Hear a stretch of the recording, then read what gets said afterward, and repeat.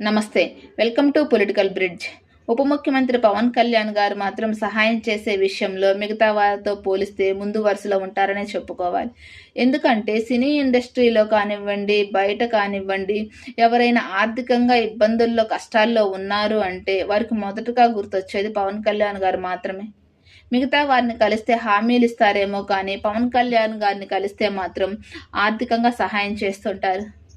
ఇప్పుడు అంధ మహిళల క్రికెట్ జట్టుకి ప్రభుత్వ డబ్బు కాకుండా తన సొంత డబ్బులతో వారికి సాయం చేశారు. విశాఖపట్నంలోని మన్యం ప్రాంతంలో ఒక గ్రామానికి చేసిన సాయం కానివ్వండి, రోడ్స్ శాంక్షన్ చేసిన విషయంలో కానివ్వండి, పవన్ కళ్యాణ్ గారి నిర్ణయాలు ఆదర్శవంతమైనవి. ఏదైనా సమస్య పవన్ కళ్యాణ్ గారి దృష్టికి వచ్చింది అంటే అది త్వరగా పరిష్కారం అవుతుందనే నమ్మకం ప్రజల్లో కూడా ఏర్పడింది. మీరేమంటారు పవన్ కళ్యాణ్ గారు చేస్తున్న సహాయంపై? కామెంట్ చేయండి. వీడియో నచ్చితే లైక్ చేయండి, షేర్ చేయండి, సబ్స్క్రైబ్ చేయండి. Thank you.